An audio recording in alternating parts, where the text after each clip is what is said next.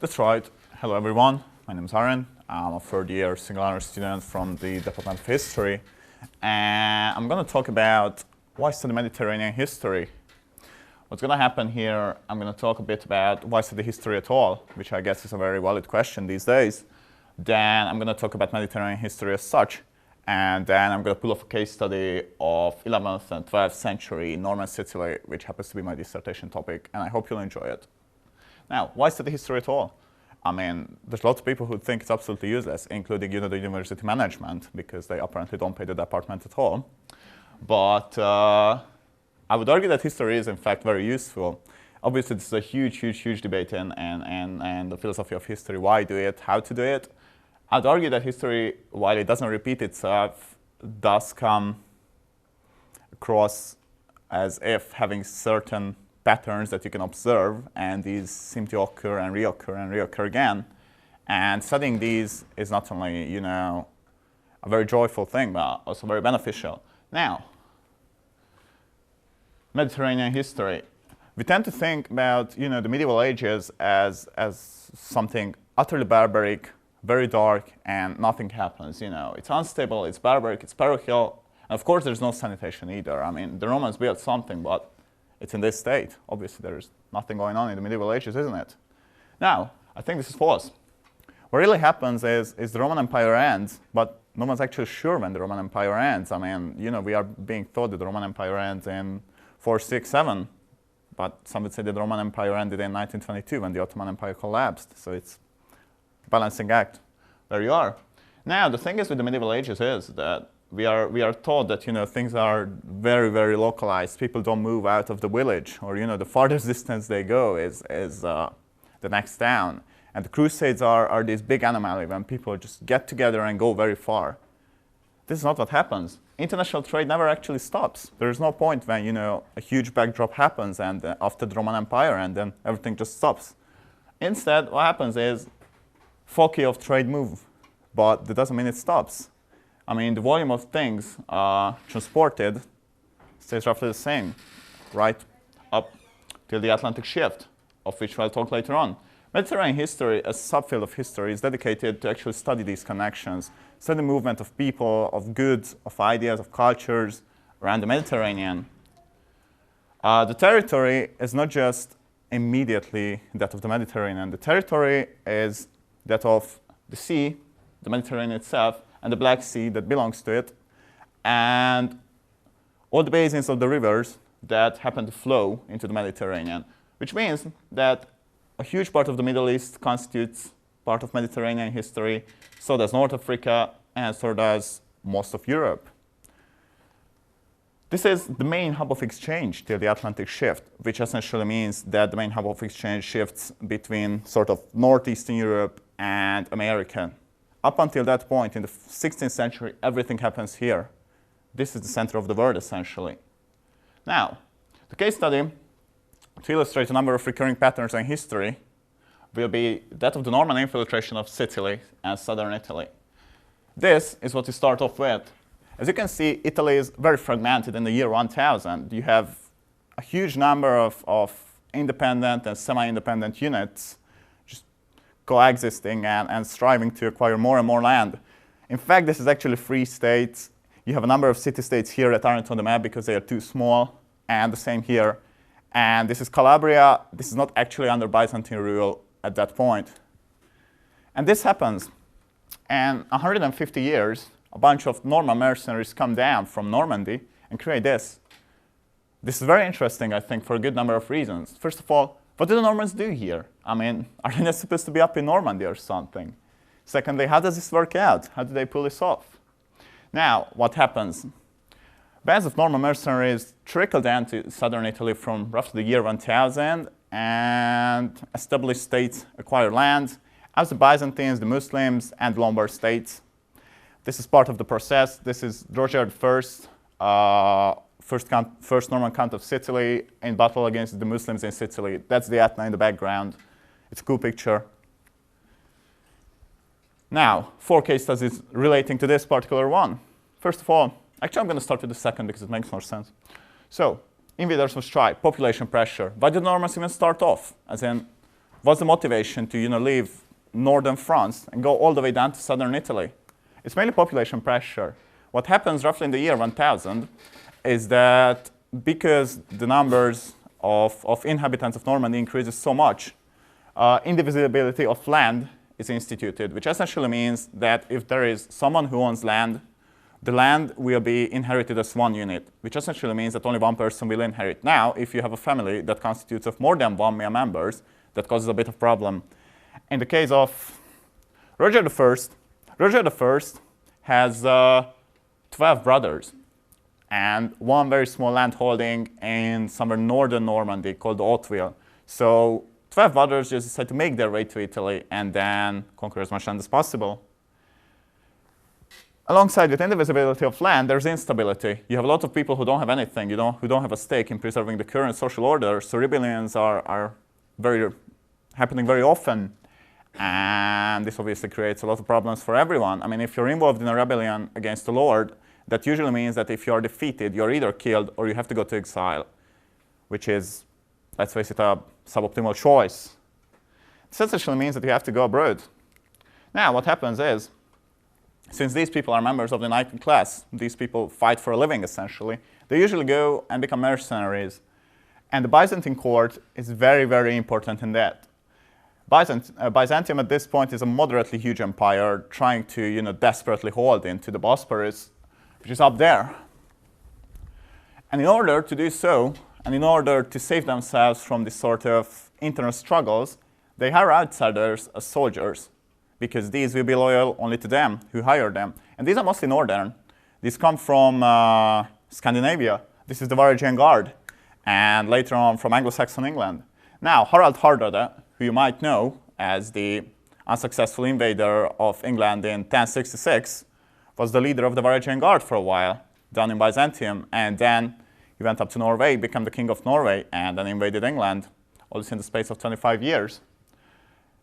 Other interesting detail, when the Anglo-Saxons are defeated in 1066, William the Conqueror exiles most of the Anglo-Saxon nobility, and they all go down to Byzantium to seek employment there, because that's what they do. Now the Normans did the same. The Normans come down, become mercenaries in the region, and take it over slowly. And then this point happens. This is the Battle of Civitate, allegedly the most important medieval battle that takes place in Italy right up till the Battle of Pavia in the 15th century. What happens here is that everyone's fed up with the Normans. Essentially, there's this bunch of people coming down from the north, taking over lands, kidnapping people, extorting money. Everyone's just like, who are you and what are you doing here? And everyone gangs up on them. The Byzantines are coming at them from the south, and then Papal and Lombard powers are coming at them from the north. Now, the Lombards win. The Normans win. They defeat the Byzantines in a separate battle, and here they defeat both the Papal powers and the Western imperial powers, who are essentially the Germans. This is a very significant point in the history of Europe, because this is the point where we can see the emergence of a state that's absolutely independent of the Roman imperial ideal. Until this point, every king tries to make a reference that he is somehow either part of the Roman Imperium or related to it. The Normans don't care about this.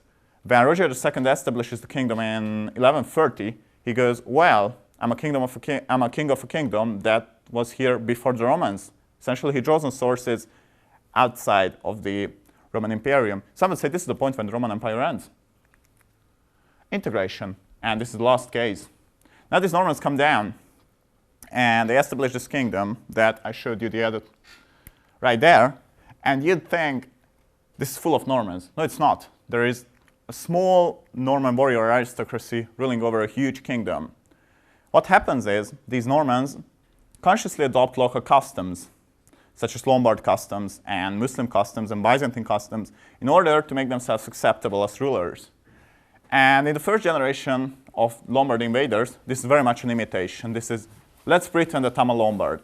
But the second generation, this is a very important point. Most of the Normans who come down are males. Thus, they have to take wives from the local environment, who are Lombards, Greeks, Muslims, which in the end results that their children have this composite identity, part Norman, part Lombard, part Byzantine. And these sort of things happen. This is the coin of Roger II, first king of Sicily. this is Arabic, what's written on it. And what is actually written on it is simply as much as there is but one God. This is very interesting because what essentially happens is he's trying to create a coin with the existing Arabic traditions that's acceptable for all members, all subjects of his kingdom. He says, well, guys, let's make a coin that's acceptable for the Christians, for the Jews, and for the Muslims alike. Let's try to unite all these disparate parts that are constitutive of this kingdom. I mean, if you look at this, these are all different ethnicities united in one kingdom. And the other picture, I really like this picture, and this is one of the most famous medieval pictures, and one could go on for days and days to talk about this, is this. What happens here is Roger II is being crowned by Christ himself. This is in the Cathedral of Palermo. This is interesting for very many reasons. I'm going to just outline a few. One, Roger is very conscious of his Norman origin. He's white. As in, if you look at his skin color, it's very pale compared to Jesus' skin, which is brown. Because at that point, everyone would be aware that if you're from Palestine, then your skin color would be something like that. Two, he's wearing a Byzantine imperial robe. However, this imperial robe is actually a lot older than the current Byzantine imperial dress that they are wearing at this point. Now, why is this? This ties in with the point of dismantling Rome. Here, he says that my kingdom is so old that we have these old dresses that our old kings used to wear. It's a political fiction. Nothing like the kingdom of Sicily existed ever. He just tries to say, well, guys, it actually existed. Why don't you believe me? And commissions this. And this is the most interesting bit. These are, you can't actually see it. You can't actually see it from this close either. But these are palm trees. You'd think it's fleur-de-lis, the sort of thing that you see on French imperial symbols and so on. No, these are palm trees, which is actually an Arabic motif of power and wealth.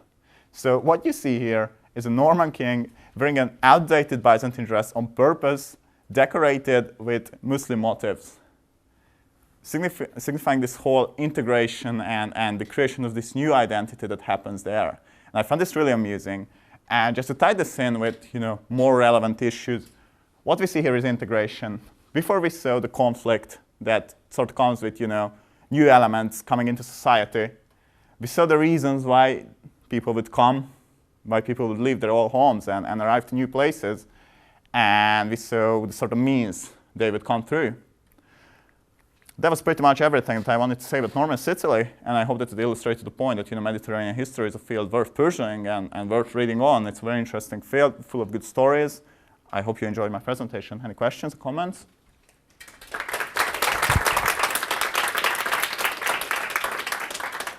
Yeah, you talk about the kind of the processes involved in the movement of the Normans in Sicily. Do you think this is often something that we see throughout history and through like modern history as well? That kind of overall process of migration, arrival, conflict, integration. Is that a common thread? I think an argument could be made for it. I mean, that's the most I could say. I mean, I don't say that this is 100% sure, but I think there is a sort of strong argument that could be made in favor of this being how integration happens, and I'm not entirely sure whether this would be adaptable to, modern circumstances when this is very much an issue right now, but I'm fairly sure that this is how it happened many times. Can I exercise my right as chair and ask a question as well? So I do Atlantic world history, and you talked about the shift from Mediterranean to Atlantic world. When we talk about Atlantic world history, we think a lot about trade and kind of a central creation of an identity almost. Do you think that was happening across the board here? So how much of an impact did trade have on the creation of this kind of Mediterranean world? And then was there a creation of an identity beyond that, do you think? I think that trade was crucial. I mean, what you see here, the map in the background, is a 17th century Venetian map. It has 3 different sort of ships on it. That one over there is a Dutch ship, or an English one, I haven't determined. This is a Venetian one, and this is an Ottoman one. Essentially, these are all trade ships. What it signifies is that trade is crucial. I mean, when the Normans actually seize Sicily, that's very important because Sicily is the grain storage house of most of the central Mediterranean. It is very much based on trade and very much revolves around trade, and most of the wars are about rerouting trade routes or creating new trade routes or destroying rivals. As for creating a common identity, It's actually one of the questions that's hotly debated, whether there was one such thing as a Mediterranean common identity. Hard to say because it's so big. I mean, there are certain common elements, and there is a number of sort of fracture lines where the Mediterranean breaks down. But what I would say is that there are certain common elements to it, partly coming from Rome, partly coming from Muslim traditions, partly coming from traditions before, the Greeks, the Phoenicians, so on. There were certain common things, but I'm not sure how much.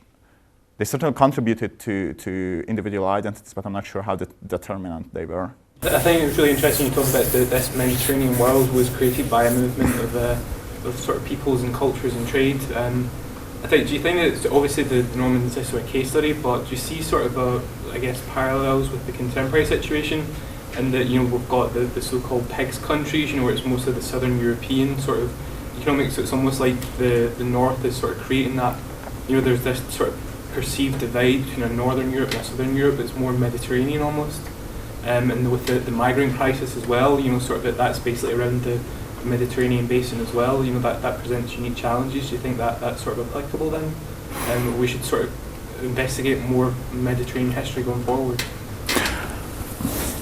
The reason why I wouldn't entirely agree with you in this case is because I think that, as you outlined, Mediterranean history is very much a history of trade, essentially. This is the basic idea behind it that came up in 1940s, 1950s by the French Annales School and primarily by the French historian Ferdinand Braudel, that the whole thing that held this thing together was economic necessity coming from geographic factors. Now, most of these economic necessities no longer exist, mainly because firstly the Atlantic shift, then the globalizing economy. That essentially means that sort of economic unit that used to be the Mediterranean is now the whole world.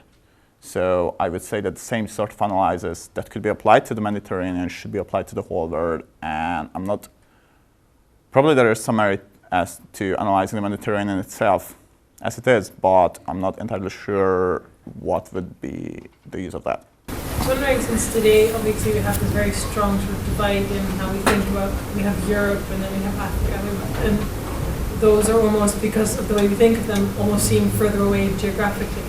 I was wondering how that was different back then, since it seemed like you keep talking about a unit and about that being sort of more connected than maybe Europe within itself, something like that. So I was wondering how that was seen at the time, if you know anything about that. Well, this is not a particularly accurate map, but the capital of Sicily, the Kingdom of Sicily, was here, the city of Palermo. Now, you can see that the distance from here towards Naples and towards Tunis is roughly the same. And this very much meant that if you were on a frontier-ish zone, such as the Kingdom of Sicily, such as the Iberian Kingdom, such as in Sardinia, such as down there in the Greek islands, that meant that it wasn't such a divide as, Europe ends here and everything is Africa down there. It was more of a continuum, if you get what I mean. I mean, probably from Normandy, when people in Normandy write about stuff that happens down there, they go like, yeah, and they crossed over to Africa, and that's such a foreign and barbaric land. But when Norman writers write down here in the Kingdom of Sicily, they are just like, oh yeah, and the king went to Africa and it was all right. Well, thanks a lot.